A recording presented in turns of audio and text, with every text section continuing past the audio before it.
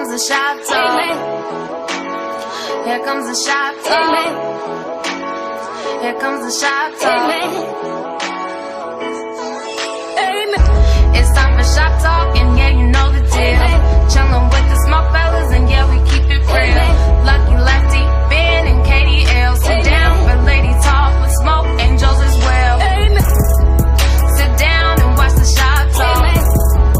Sit down, here comes the shop talk.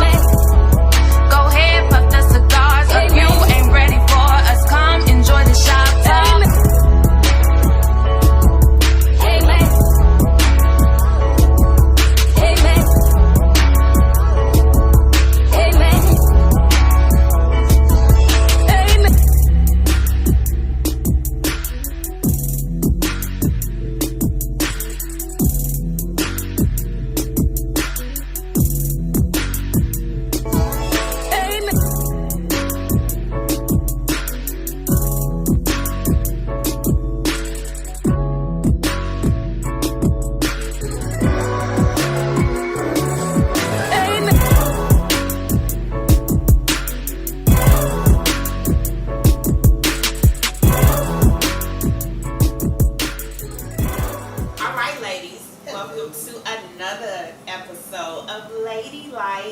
Today we're going to dive into something serious. I know we usually keep it real light and funny, but today I want to talk about something that I think is really impacting the black community, especially black women. I really want to talk about this black woman, superwoman syndrome that I feel is really leading or masking the depression that a lot of black women go through. So I don't know for you guys, but I know, I went through a divorce. We tell all our business on the show, so everybody know. I went through a divorce, and I know that sometimes in people's effort to comfort me as I went through depression behind that, it was like, snap out of it. If our people went through slavery, you could get through a divorce, and it is an expectation as a black woman to be strong through everything. You don't feel that way? No. Or how do you feel about it? You've never experienced that expectation being placed upon you? You can experience anything you want to. It's what you accept that makes the difference. If I know my limits and I don't mind pushing the bar a little bit, that's okay. But I'm not gonna, as the kids say, fake, front, or flash to meet the needs of what you're saying is something I need to snap out of it. If I'm actually going through something and I feel that this is more than I can bear, then I'm going to go get help. It doesn't mean that I'm weak. It doesn't mean that I'm stepping back or that I just can't handle being a black woman. That's not true. It just means that whatever I'm going through, I need a little help to get me through. Do you think that's everybody's perception? No, I was just about to chime in and say, the show and our viewers, everybody know that one right there, she's probably the strongest one out of all of us. So there she's a unicorn, that's for sure. So there are some women that are passive, whereas that's just like saying so many women, we probably have friends that's been in relationships where their boyfriends are hitting on them. And they always say, well, I just can't leave and I just can't leave. That's what I mean by some women being passive. Sometimes they just don't have that courage enough to go and get help, so they won't talk to anybody. They won't talk to us. They won't talk to their parents or whoever they have to talk to, versus they'll just be like, well, you know what? I got this whole bottle of pills. I'm just going to go ahead and just end myself. So some women don't have that courage to go and get help. Don, what do you think? Do you think it's courage that prevents women from seeking help, or do you think there's something else there? I think that they don't know how. A lot of the, I think that they don't know how to accept it. I think that it's a part of accountability. It all plays a part, and I think that women who don't get through or can't get through, they don't know how. And they do, like Jatan was saying, they don't know how to they need to seek help, but they don't know how to do that. And it's also a taboo. I was finna, now see, that's what I was gonna say. Because So everybody I always was say, like, why you y'all wanna all see- being politically correct. Why but you going to see a therapist? Why you I going to was see a just- therapist? Why in the is black seeing a community- therapist taboo? in There's the black nothing wrong with community, that. you going to seek professional help Yeah. is a taboo. Everybody had that crazy uncle. Everybody know that there was somebody in the family that had, girl, go get my nerve pills because you getting on my nerves. Like, we always sugarcoat it. And I hear what you saying, Jatai, and I think, again, like I said, I think you're a unicorn, but I can speak from my personal experience, and I'm going to bring up church because I think this is a huge issue. It's a big one. I was told it was my faith that was wavering when I was going through. You just need to pray more. You need to, and that wasn't it. This is my thing. Telling somebody with depression to snap out of it or pray more or anything else It's is not like, a good thing. it's like telling somebody with asthma to breathe. It doesn't matter that they're Right. in a room full of Right. air. They can't breathe. It's something fundamentally Right. wrong and they need help, right? Right. So when I Also, have you an have asthma to attack, I think take about- a inhaler. Also, you have to think about, like, some of us, we read articles and essays and stuff like that. Right. A lot of our depression is chemical. Yes. And It's we not- don't know that as black people because we don't tap into talking to our doctors and telling our doctors, you know what, I'm having these crazy thoughts. We don't do that. We just Right, go because and say, there's I got situation- have right. a headache and this and that and the But other. you know what? Sometimes headaches trigger Because it's situational depression, where it's like for me, I was going through something that caused it, but there is also chemical imbalances Yes, there's that chemical there's imbalance. nothing you can do other than put the balance back in But through medication. let's be clear. If you read up on depression, there's several different diagnoses for depression. There's several different factors contributing to depression. You have chemical imbalance. You have stress. You have environmental. You have hereditary. You have a traumatic event that can send you into depression. So Yes. there's a number of factors that we have to adhere to. And just because I'm having a hard time and I'm worrying in my faith, shouldn't be. I mean, if you go to the doctor or the hospital because something's hurting you, if I need to go to the doctor or the emergency room because I can't handle what's going on with me, that should not be a fear. That should not be a stigma. At any time, at any point, whether it's depression, bipolar, schizophrenia, whatever, you're supposed to be able to seek help, and it should not be shameful. Should be. It But should in be, our but it is. community, it is. But Because the why- community so let is me not ask- my well-being. I'm supposed to be looking out for my well-being. At the end of the day, when I look and I But lay Jatai, we down, don't live in a vacuum. We don't live in a vacuum. So you are your community. Like we say back in the day, it takes a village to raise a kid. It's the village around. And so, Don, I'm gonna kick it to you. Do you think, based on the way that we're raised and the things, because we grew up in an era where don't talk about what goes on in my house stays in my house, and True. we just didn't talk about things. Do you think the difficulty for women our age for seeking help is because of the way that we were raised? A lot of it, yes. And I think the strength is the strength of a woman is determined by what society says we ought to be. And that's where the problem comes in for me, because I can be the strongest woman in the world. That doesn't mean that I don't have issues. That doesn't mean that I don't suffer from self-esteem to depression to whatever it is I'm going through. So I don't think that being depressed, being stressed out makes you weak. Because you said earlier about the strength of a woman, and I'm going to take black out of the equation, a woman in general. We're faced with adversities every day. So I think a lot of it is growing up and being raised the way we are. And we all, I don't know, our grounding may be different. In some ways it may be similar. I think that is a stigma that we're supposed to be. And it's not always the case.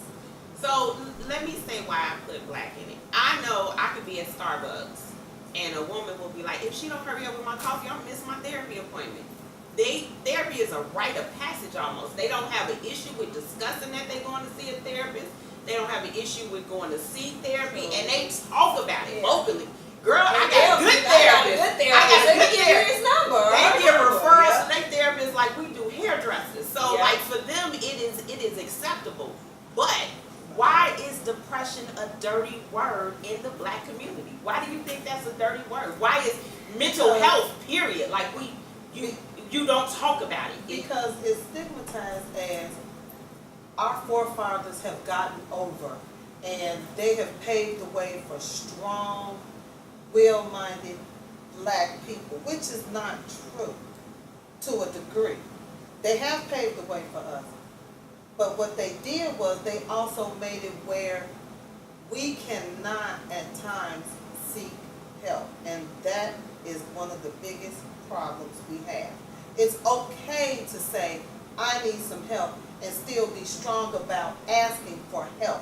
It's okay for me to ask for assistance with something and still be strong-minded, strong-willed, strong-bodied enough to know I can ask you for help. We talk to our friends every day. We talk to our loved ones every day about stuff we're going through. But yet you can't go seek professional help. You can't talk to a licensed person. You can't go seek medical attention. Because what? We do it all the time. So what's the difference? But do we? We And do. I We guess talk to that's our my question. friends. My question is, but do we? Do we Some even people talk to don't. our friends Some about people are ashamed of the situations that they are going through and they hold it in, which I don't know how depression actually comes about, but sometimes they hold it in, they get headaches, they start getting sick, Yeah, and some of them crying have spells. heart attacks, and You have that be stages of depression. So Right, because- all of us don't talk to our friends So about what's going on. let's with do us. this for our viewers. Let's talk about what some symptoms of depression is, because I think we visually see people going through it and we just say, oh, they going through it. But it's insomnia, it's Yeah. sleeping too much, it's Feelings- overeating, feelings of it's not hopelessness. eating, it's Yeah. over drinking, Feelings it's of hopelessness. sexual Like, acting out. inappropriate If sexual people, acting right, out, it, yeah. I mean, it manifests in a lot of different ways. Yeah. And I think sometimes what we do is we see somebody acting up and be like, what the What's hell? wrong? Right. Yeah. You can be Right. withdrawn. Girl, what is she going through? It's a whole lot. Yeah. And so I guess my challenge to the panel, to our viewers today is, what can we do different that we can change? Because it has to start where we make the change. You know, I think sometimes we just got to turn to people and be like, What's wrong? what's wrong? It's just that one sentence. Right. And listen without judgment, because I Right. think sometimes we're so quick to give people advice, Yeah. and like I Right. said, like you tell people Yeah. to snap out of it, like it's air in the room, Right. just breathe, and Right. and they get that, but they can't do it, you know. And Right. so, what can we do different when we see somebody going through? I can tell you, people told me the most stupidest Yeah, when you're going through a divorce, stupidest stuff when I was going through a divorce. Mhm. I mean, if I had listened to half of the advice I got, I wouldn't have made it through my divorce. Right. You know what I'm saying? Like, I mean, stupid stuff that would have landed me on the And then news. we're not even thinking about, because all of you all are mothers, we're not even thinking about the mothers that are going through depression, Yeah. that have to deal with their children. And on the deal regular. with their children And they rub might off end on up their children. killing their children, It's because a we done heard whole so bunch many of stories ways. about the mothers having their children in the back seat and just driving a car in the ocean and killing all three of them. I think a big part of it is, you know, I'm not a therapist, but I think a big part of it is people victimize themselves. You know, they blame themselves for what they're going through. Or everybody else is, either they blame themselves for what they're going through or everybody else is wrong. They ain't never got no accountability for actions. And I feel like things are done, don't get me wrong, tragedy is done to people every day. Something tragic happens. Growing up, we can go on and on and on, but I think that it has to come to a point where we have to hold ourselves accountable. And understand and accept it. That's the first step. You gotta accept what you're going through. Well, let me Hold say on. this. Let me say this about acceptance. It's one thing to accept it accept it, it's another thing to be able to acknowledge and move into it. And I think I think I that's would the say same this. thing, though. I think this, and I think the young lady who killed herself, the blogger activist for brown girls. It was sometime last year. She was 22. Yeah, I heard. She was a great activist. She was all about black empowerment. Everything that woman wrote was about you can do this. And from the outside, you never would have thought that she was struggling for depression. But I will say this: sometimes the people who are hurting the most are the ones who are trying to help other people, because that's how they heal themselves.